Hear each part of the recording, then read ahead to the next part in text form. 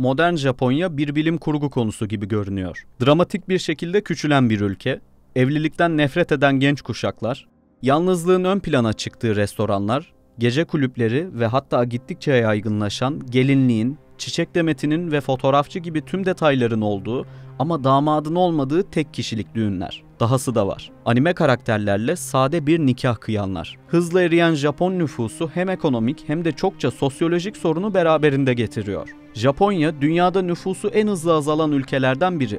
Japon nüfusu yaklaşık 16 yıldır her yıl azalma kaydediyor. Japonya'da geçen yıl gerçekleşen doğum sayısı nüfusun kayda alındığı 1899'dan bu yana en düşük seviyeye gerilerek 686.061 oldu. Ölümlerse doğumları yaklaşık 1 milyon aşarak 1.605.298'e ulaştı. 2024 yılında ülke nüfusu 1 milyondan fazla azalarak yaklaşık 120 milyona geriledi. Bu sayı 2009'daki 126,6 milyonluk en yüksek seviyeden önemli bir düşüş anlamına geliyor. Uzmanlara göre Japonya'nın nüfusundaki bu azalma ekonomik ve sosyal açıdan çok büyük zorluklar yaratıyor. Nüfusun azalmasının temel nedeni doğum oranlarının çok düşük olması. Japonya'da her kadın ortalama 1,3 çocuk doğuruyor. Bu rakam nüfusun kendini yenileyebilmesi için gereken 2,1'in oldukça altında. Aynı zamanda yaşlı nüfus hızla artıyor.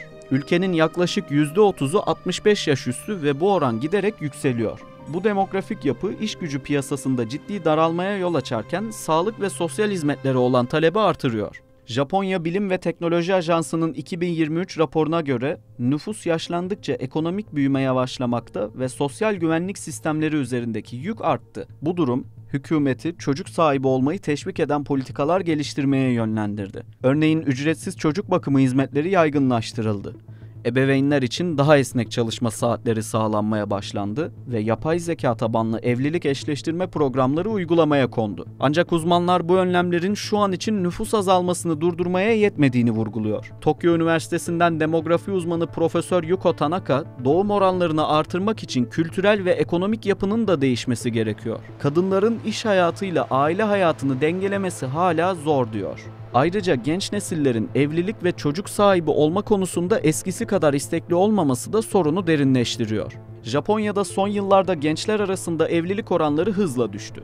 2023 yılında Japonya'da evlenen çift sayısı 1917'den beri en düşük seviyeye geriledi. Bunun en önemli nedenlerinden biri gençlerin evlilik ve aile kurma konusundaki isteklerinin azalması. Bunu irdeleyecek olursak çalışma hayatındaki baskılar, kadınların iş hayatındaki yükselişi ve toplumsal beklentiler, yalnız yaşamayı destekleyen hizmet ve kültür gibi temel nedenlerle karşılaşıyoruz.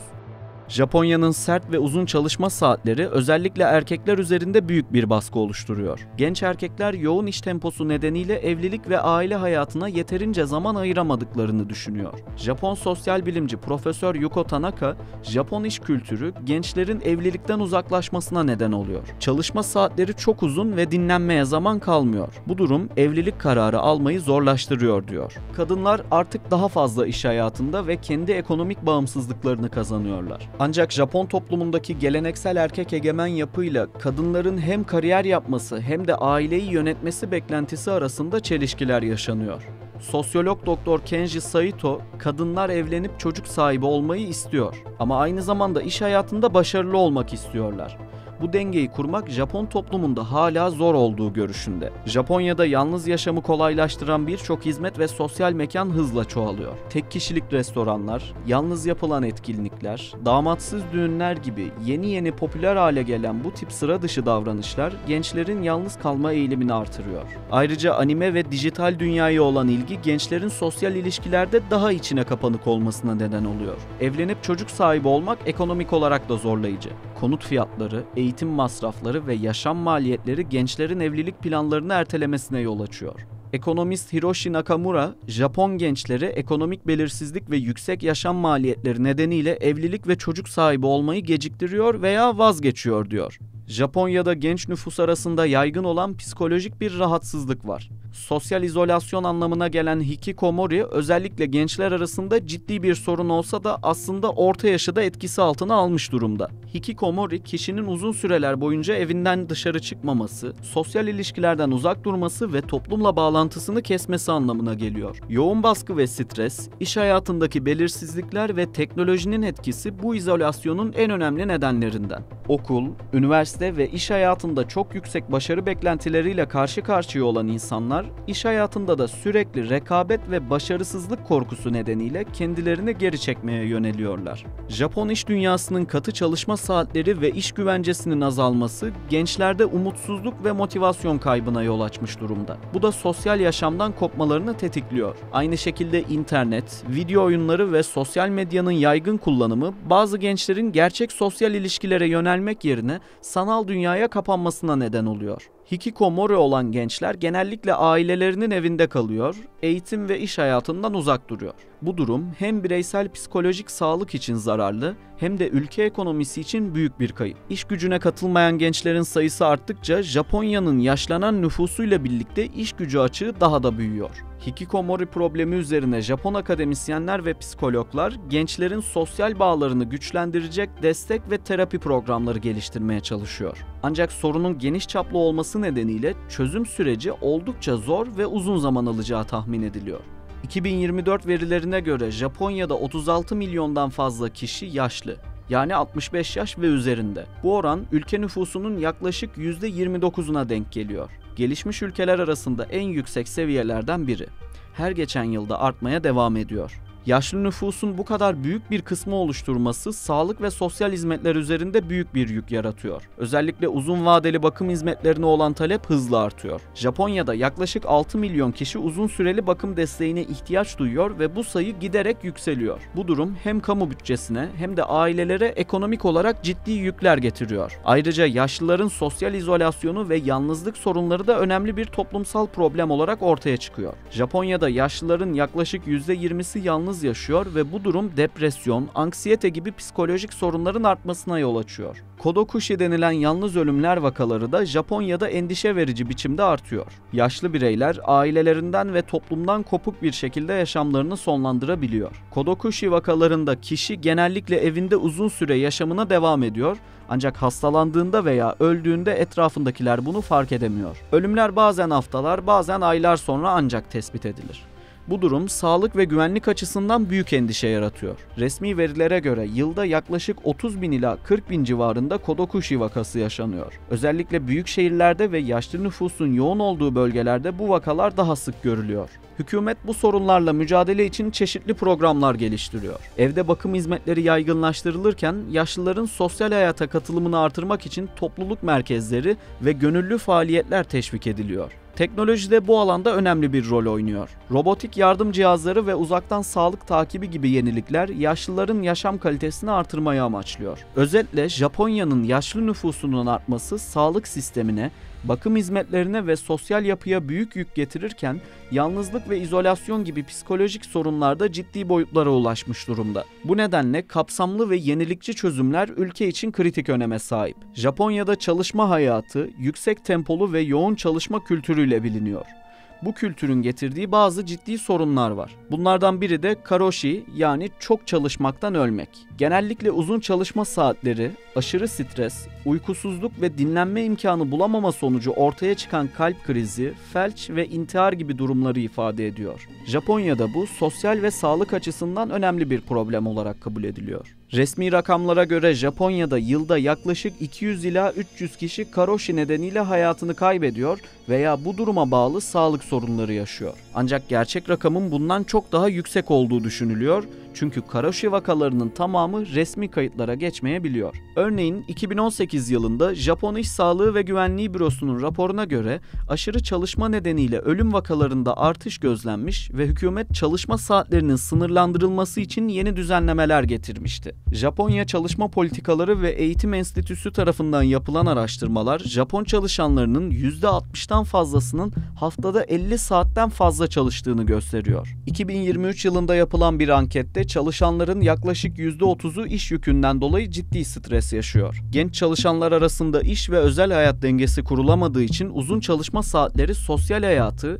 evliliği, dolayısıyla nüfusu olumsuz etkiliyor. Nüfus azalmasını dengelemek için göç artıyor. Ancak toplumsal uyum, entegrasyon ve kültürel kimlik konularında zorluklar yaşanıyor. Öncelikle Japon toplumunun uzun yıllar boyunca nispeten homojen ve kapalı bir yapısı oldu. Yabancı işçi sayısındaki hızlı artış, kültürel farklılıklar nedeniyle entegrasyon sorunlarını da beraberinde getiriyor. Göçmenler dil bariyerleri, iş yerinde uyum ve sosyal kabul konusunda zorluklar yaşıyor. Ayrıca yerel halkın göçmenlere karşı bazen önyargılı tutumları veya çekingen davranışları sosyal gerilim yaratabiliyor. Japonya hükümeti bu sorunları aşmak için çeşitli programlar geliştiriyor. Dil kursları, kültürel uyum eğitimleri ve iş yerlerinde destek mekanizmaları yaygınlaştırılıyor. Ayrıca bazı bölgelerde yabancıların sosyal hayata katılımını artıracak yerel projeler de hayata geçiriliyor. Fakat bunlar henüz yaygın ve etkili seviyede değil. Toplumsal uyum eksikliği göçmenlerin hem iş gücüne katkısını sınırlandırıyor hem de sosyal bütünleşmeyi zorlaştırıyor. Bu da uzun vadede Japonya'nın nüfus ve ekonomik sorunlarını çözme çabalarını sekteye uğratabilir. Nüfusun azalmasının ve buna bağlı sorunların Japon ekonomisine etkileri sanılandan daha büyük. Japonya ekonomisi 1990'lardan bu yana uzun süreli bir durgunluk içinde. Bu durum kayıp 30 yıl olarak anılıyor. Ekonomik büyüme yıllardır düşük seyrediyor. Enflasyon ve talep sorunları yaşanıyor. Japonya, dünyanın 4. büyük ekonomisi olmasına rağmen iç dinamikler nedeniyle büyümede zorlanıyor. Bu durgunluğun en önemli sebeplerinden biri nüfusun hızlı şekilde azalması. Nüfusun erimesi, iş gücünün azalması demek. Çalışabilir yaşta olan insan sayısı günden güne azalıyor. Bu yüzden şirketler yeterli sayıda işçi bulmakta zorlanıyor. İş gücü kıtlığı, üretimi ve ekonomik büyümeyi sınırlandırıyor. Nüfus azalınca tüketici sayısı da azalıyor. Daha az insan, daha az mal ve hizmet tüketiyor. Özellikle genç nüfusun azalması, yenilikçi ürün ve hizmetlere olan talebi azaltıyor. Yaşlanan nüfus nedeniyle sağlık ve emeklilik harcamaları artıyor. Bu da devlet bütçesini zorluyor. Yatırım ve büyüme için ayrılan kaynaklar kısıtlanıyor. Bu sorunlar birbirini tetikliyor ve nihayetinde Japonya'nın ekonomik büyümesini engelliyor. Çeşitli politikalarla iş gücü artırılmaya çalışılsa da mevcut önlemler henüz yeterli olmaktan çok uzak. Japonya'nın nüfusu hızla azalıyor ve yaşlanıyor. Bu yüzden ülke büyük bir nüfus kriziyle karşı karşıya. Hükümet bu sorunları çözmek için bazı önlemler almaya çalışıyor. Çocuk sahibi olmayı teşvik etmek. Ücretsiz ya da uygun fiyatlı çocuk bakım hizmetleri sunuluyor. Doğum izni artırılıyor ve çalışanların daha az saat çalışması destekleniyor. Ancak bu önlemler toplumdaki bazı alışkanlıklar ve kültürel nedenlerden dolayı yeterince etkili olamıyor. Yabancı işçi kabulü. Japonya uzun yıllar yabancı işçi alımına kapalı kaldı ama artık iş gücü açığını kapatmak için daha fazla yabancı işçi almaya başladı. Fakat bu durum kültürel uyum sorunları ve halkın bazı kesimlerinde tepkilere yol açıyor. Yaşlı bakımı ve emeklilik reformları. Yaşlanan nüfus nedeniyle sağlık ve sosyal hizmetler büyük yük altında. Bu yüzden yaşlı bakım merkezleri ve hizmetleri artırılıyor. Tokyo Üniversitesi'nden demografi uzmanı Hiroshi Ono, doğum oranlarını artırmak için sadece ekonomik destek yetmez. Toplumda kadınların iş hayatında daha çok desteklenmesi, cinsiyet rollerinin değişmesi ve gençlerin evlilik ve aile kurma konusunda üzerlerindeki baskının azalması gerekiyor diyor. Ekonomist Sayaka Yamamoto ise nüfusun hızlıca azalması ekonomiyi zor durumda bırakıyor. İş gücündeki açığı kapatmak için daha çok göçmene ihtiyaç var. Ama bu sadece işçi almakla olmaz. Göçmenlerin topluma uyum sağlaması için eğitim ve destek şart diye konuşuyor. Eğer Japonya bu sorunları çözemezse nüfus 21. yüzyılın sonuna kadar yarı yarıya azalabilir. Bu da ekonomik büyümenin durması, devletin bütçe sorunları yaşaması ve sosyal hizmetlerin çökmeye başlaması anlamına gelir. Uluslararası kurumlar, IMF ve OECD gibi kuruluşlar, Japonya'nın nüfus krizinin ülkeyi ekonomik olarak çok zayıf hale getireceğini ve dünya üzerindeki etkisini kaybedebileceğini söylüyor. Japonya, nüfus azalmasının yarattığı tüm bu zorluklarla mücadele etmek için çok yönlü ve uzun vadeli çözümler geliştirmek zorunda. Ekonomik büyümenin sürdürülebilirliği, sosyal hizmetlerin finansmanı ve toplumun gençleşmesi için kapsamlı stratejiler gerekiyor.